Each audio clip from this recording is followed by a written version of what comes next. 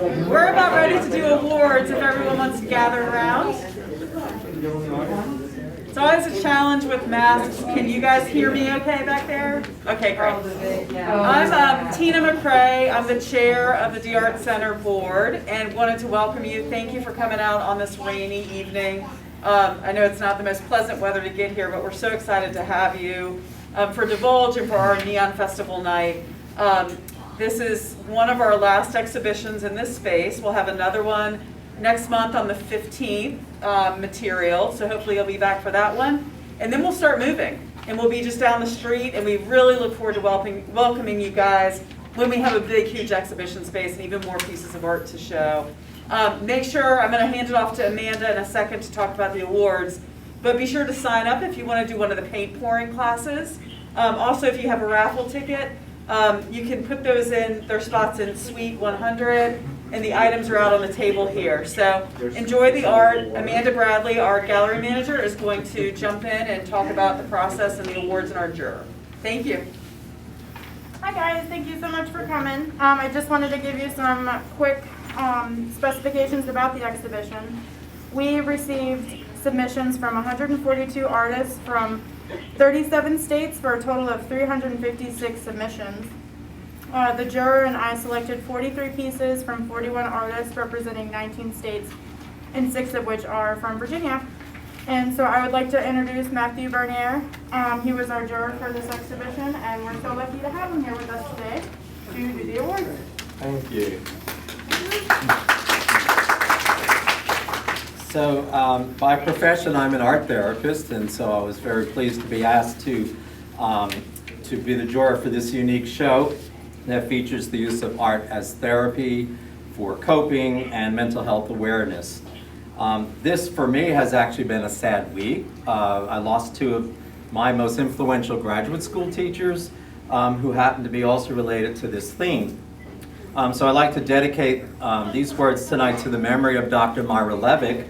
She was recognized as the founder of the profession of art therapy in the United States. And she taught at Hahnemann University in Philadelphia, where I went to school. And also, on Sunday, we lost Dr. Paulo Canil, who was the founder of Intermodal Expressive Arts Therapy and the founder of the European Graduate School in Switzerland, where I also went to graduate school. So 2 big pioneers in the field of the use of arts in therapeutic ways. So how ironic as it relates to this theme today.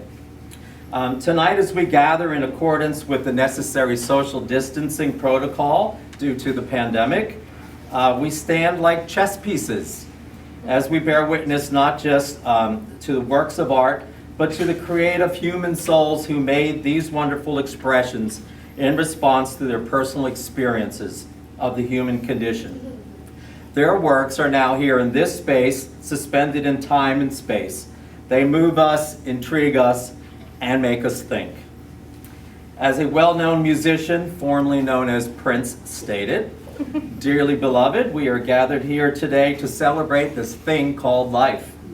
He invited us to live now, and yes, let's go crazy, maybe just a little, because life can't ever be fully understood.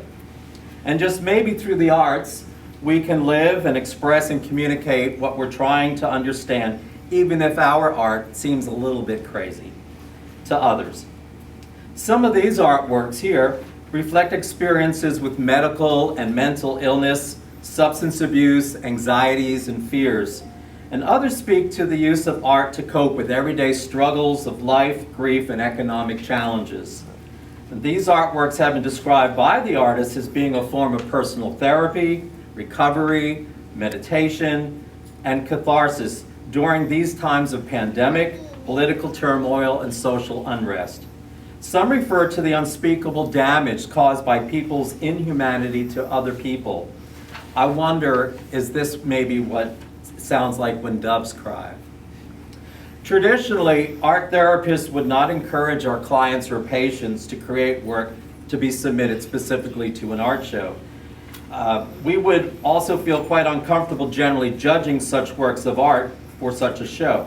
I did, however, after being asked to look at the art submitted, I noticed that none of the art was specifically stated as having been made in a private personal therapy. Instead, some of the artists said their work itself was a form of therapy. We art therapists might refer to this work as therapeutic or coping creatively. So I should note that these artworks shown here, as Amanda mentioned, first did pass that round of selection of over 300 pieces in response to the theme. So collectively, all of these artworks are well deserving of inclusion in this show.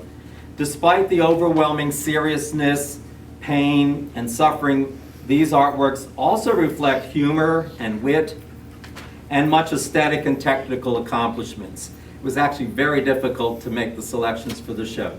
So first, I'd like to say that I suggested 5 honorable mentions. And so I will list those for you, and you can go back later and find them. So it would be Jamie Rodding from Seattle, Washington, for Suzanne 1. Sarah Buzzard from Marion, Indiana, for Make It Holy. Arthur Tosig from Costa Mesa, California, for Betta Dow, Metaphors for Dementia, number 3910. Maud Wallace-Heger from Westchester, Ohio, for Fear in the Forest. And Michelle McGrath from Enrico, Virginia, for Broken. Right. Congratulations. Congratulations to the honorable mentions. I've also selected 3 artworks for the prize awards. In third place, I selected Curtis Frederick from Rockwell, Texas, for his clay figure Void over here. In the artist statement, he wrote, "Void was made during a very difficult time in my life. The feeling of emptiness that I felt during this time came out in this sculpture. Reminiscent of current times, this piece captures the void Americans may feel caused by COVID-19, pandemic, and racial injustice. The hole in the heart portrays the grief people are experiencing, whether from loss of life, the economic downturn, or civil unrest." I particularly like the powerful, straightforward image and Curtis's choice of finish using graphite. In second place, I selected Robert Schofield from Chattanooga, Tennessee, for his painting Rough Draft, behind me. In his artist statement, he reflected, "Throughout my life I have dealt with childhood cancer, substance abuse, and mental illness. Over the years I have learned how to cope with my diagnosis of bipolar disorder, and I am on a lifelong journey of recovery. Art has been something I have done every day since I can remember, and it has always been a blanket through the good and the challenging times. I now work with others who are dealing with challenging, similar life experiences as my own. I want to show the world that mental illness isn't a limitation, and that when given a chance, we usually excel at whatever we put our mind to." I particularly appreciate Robert's brave statement, both in his painting and words. I hope you agree. And in first place, I selected Ira Upin from Philadelphia, Pennsylvania, for his painting COVID Alley, also behind me. In his statement, he wrote, "Taking breaks from the studio, I find myself watching a lot of TV. I know probably a lot of you in sheltering and at home might have fallen into the same trap. It began feeling like a wasteful use of time. So I started taking photos from the TV screen of images that interested me, then using them as source material for these new paintings. I then alter, add to, and modify the images to create the paintings. Having always been entrenched in the narrative as the driving motivator in my work, they serve as personal psychotherapy during these trying times of pandemic, political turmoil, civil unrest." You have a theme, right? It's like the 60s all over again with a touch of COVID-19 added in for good measure. How many of us remember the 60s? All right. I particularly like Ira's creative process, his use of surreal symbolism, his technical painting skills, and his ability to grab our attention through his unique image. Thank you for being here.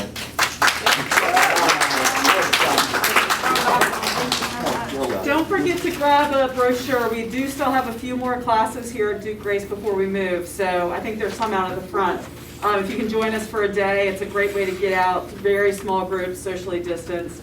So it's kind of good to get out in public once in a while and do something fun, so make it art. Thank you guys. All right, everyone, I'm going to take you on a tour of our exhibit. feel free to pause the video after it is posted or to come by and see our show.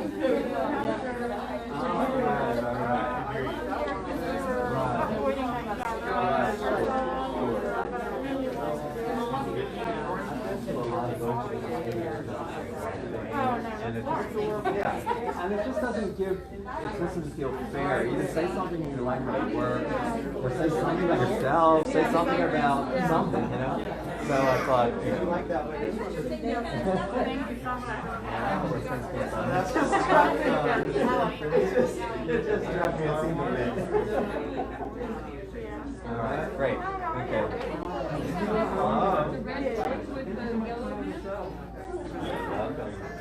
Thanks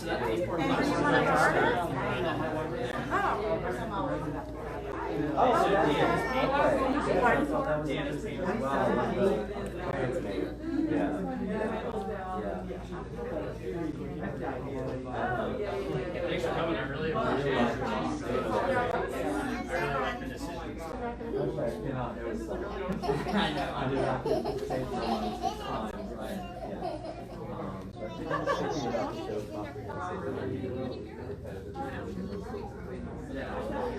yeah. It's a lot. I had personal stuff happening that other people not, but those people found the profession of art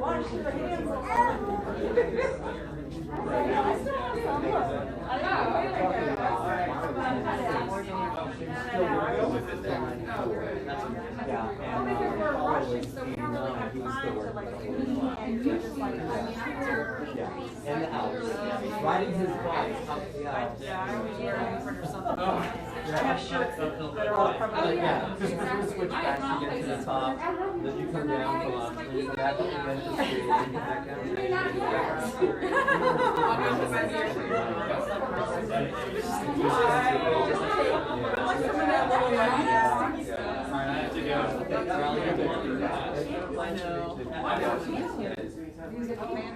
Yeah.